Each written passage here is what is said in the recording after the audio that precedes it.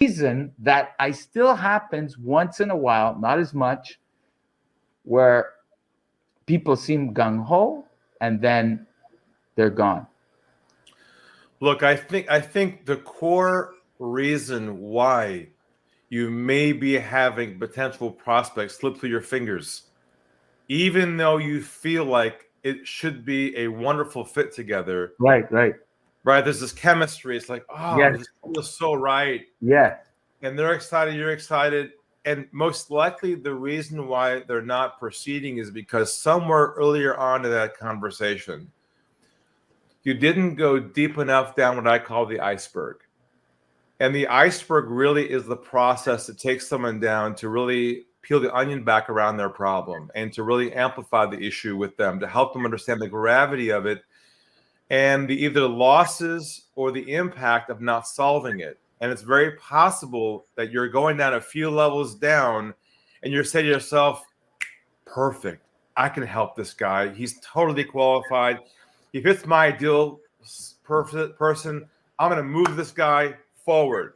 It's possible you are moving them forward too early on in your process and they're not quite yet owning the gravity of the issue. And that's the real key, is that subtle moment, because they have to own the problem. You have to ask this question, which is this a priority for you to address once and for all?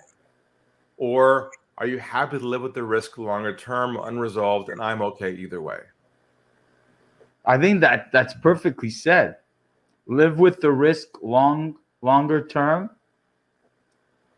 Or address it once and for all. And here's the key. You say, I'm okay either way.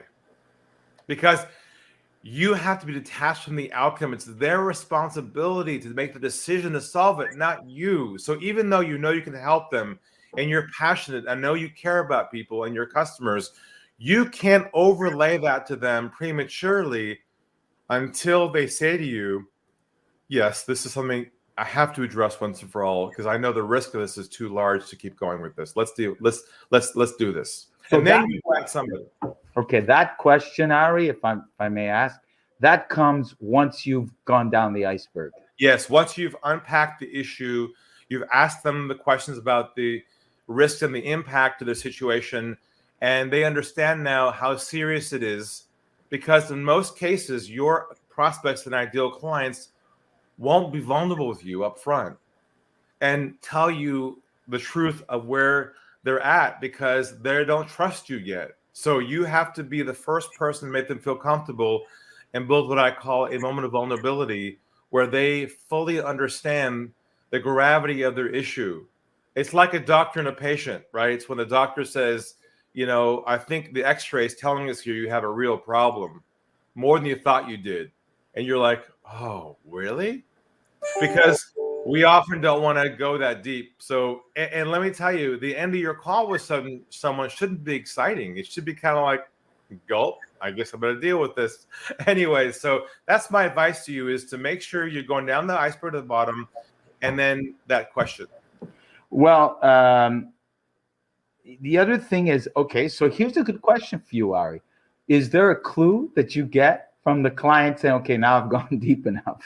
That's a good question, right? It's like, how do you gauge that? Because what I was thinking when you said that originally was, well, I'm sold, so let's move on. But the client is not there yet. So I guess exactly. It's like two ships in the night crossing each other, because we already know we can help them and you can solve their problem, but they're not ready yet to owning it enough to ask for help.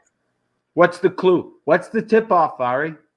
The clue is when they say to you, how can you help me? Or how do you work? Okay, what do you suggest? What do you suggest? What do you suggest? Where should we go from here? Because what'll happen is you'll jump in too early by accident and say, oh, great, I can help you with that.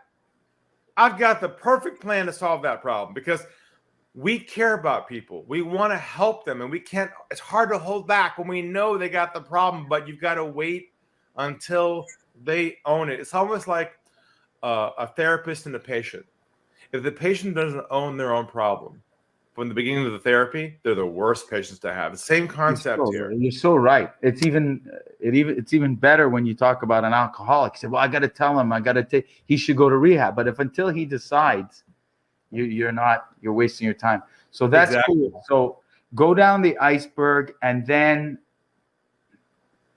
that question, which is the real question, because that's another mistake, Ari. It's another mistake, because now they understand the problem, but for some reason you're assuming, okay, so we're doing it, right? Exactly. Right? Of course we're doing it. You understand. Like you're in trouble here. You need to do something. Yeah, I do, but not now.